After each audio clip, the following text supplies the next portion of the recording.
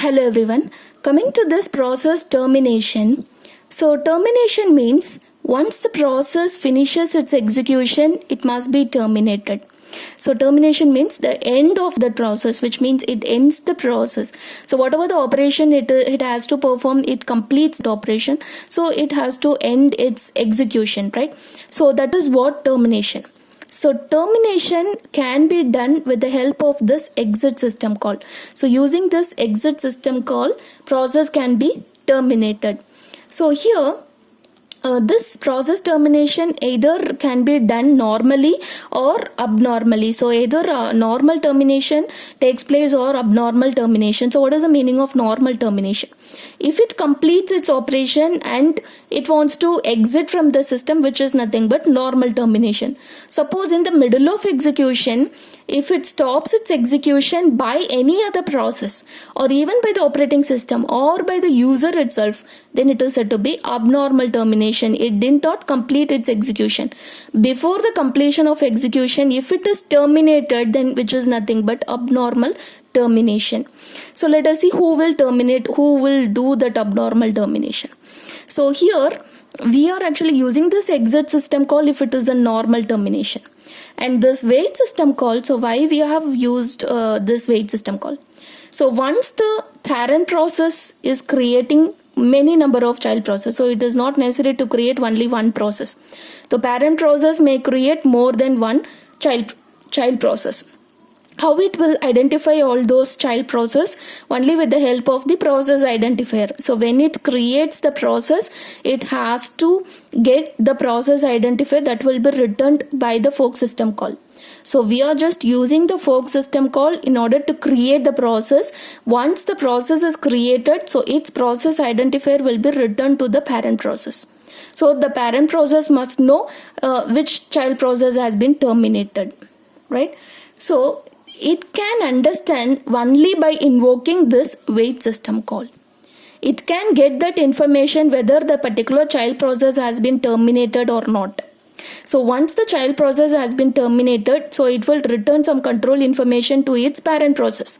But how it will retrieve the control information? Only with the help of this wait system call. So parent process must know about the child process termination only with the help of the wait system call. So that's why we have included this system call under process termination.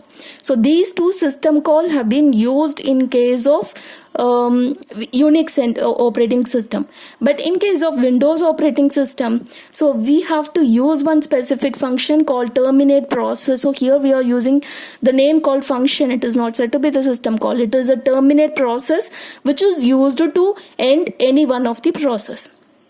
Okay, so once you are creating any one of the process, then the resources will be allocated. Similarly, if you want to terminate any one of the process, then the resources will be deallocated. So taking out the resources from that particular process is nothing but deallocation. Whichever the resources like IO devices or any set of files or even the memory, whichever all the thing we have allocated already, all those things will be deallocated. Getting back from all the process, which is nothing but deallocation. So why we are going to process termination? So why the process gets terminated?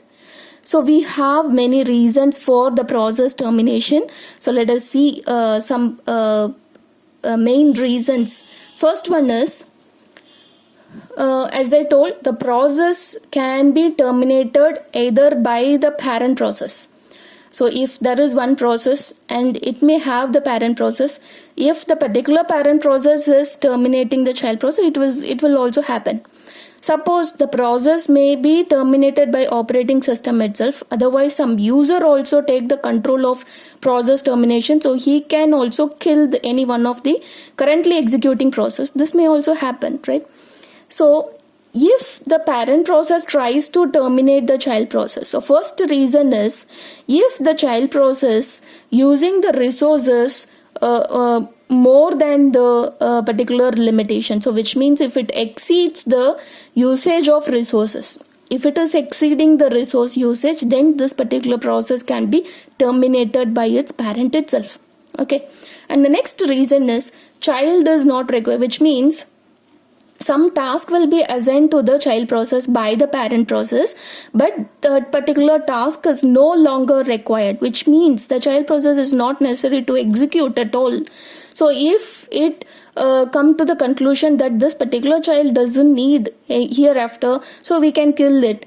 So like that, some of the child process will also be terminated. This could be the reason for it. And the next one, when the parent is exiting.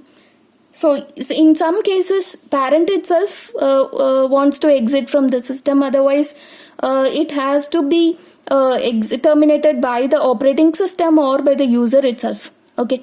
So if the parent is not allowable to continue its execution, in that case also, automatically all the child process will be terminated. So operating system will not allow any of the child process after exiting its parent. Okay, so if its parent is not exist in the system, then the particular child process will not be allowed to execute. So automatically all those child process will be terminated. So these are all the main reasons why the child process has been terminated, why the process has been terminated. And the next one, there is one term called cascading termination, which means, so as I told, in the process creation, process can be created recursively, which means there is one process and it is creating another process, and in turn this particular process will create much more process. Okay, so if any of the process here, so if it gets terminated, and the parent process gets terminated, and all the corresponding child process in different levels, right, in different levels, if it exists, all the corresponding child process will be terminated automatically, right? So that is what cascading termination. Okay, and the next one, so there is one table which we need to maintain whenever you are creating the process. So not only we are maintaining the table for holding the information about the process that were created newly, so whether that process exists in the system also, that information also be maintained in this table, and the name of the table is process table.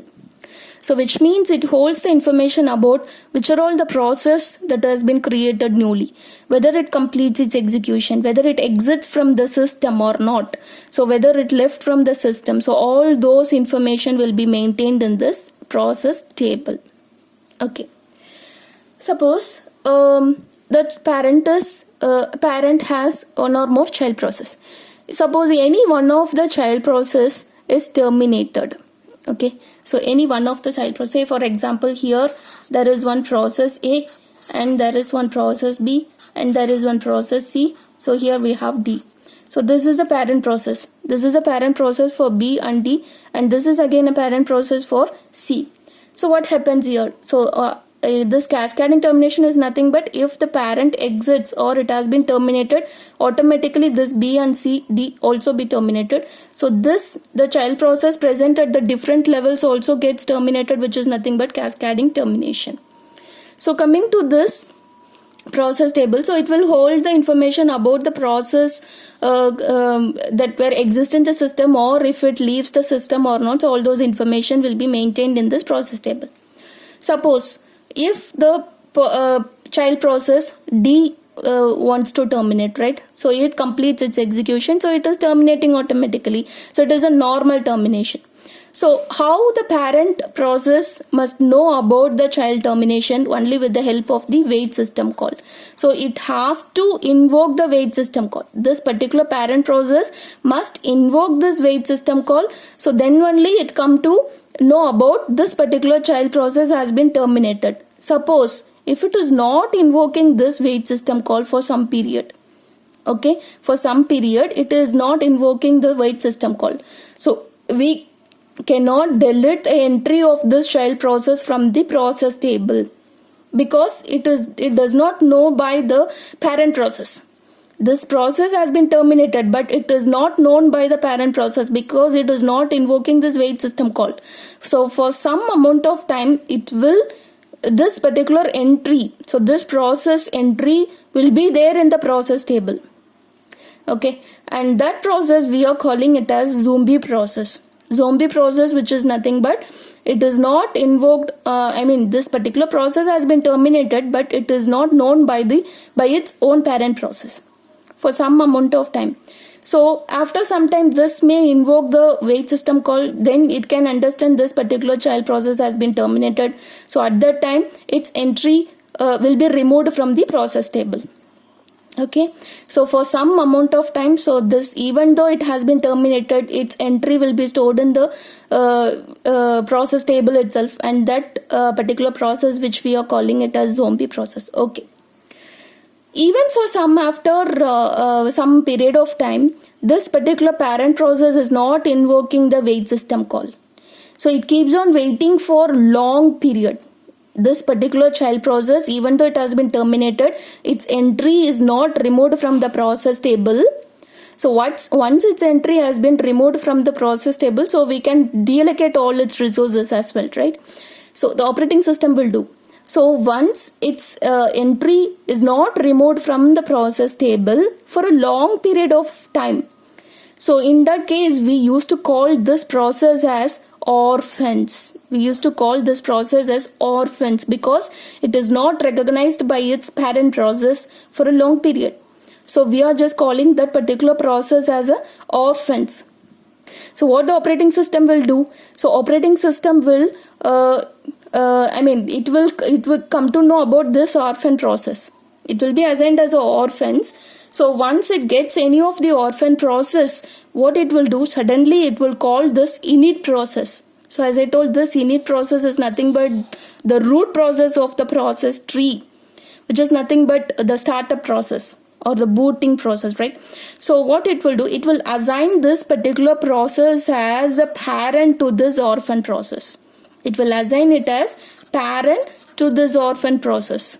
Okay, so though it is an orphan, it does not have any parent, because even though it has some parents, but it is not recognized at all for a long period of time. So we are just making it as a orphans. So operating system, once it gets any orphan process, what it will do, it will call this init process and make this init process as a parent to this orphan process.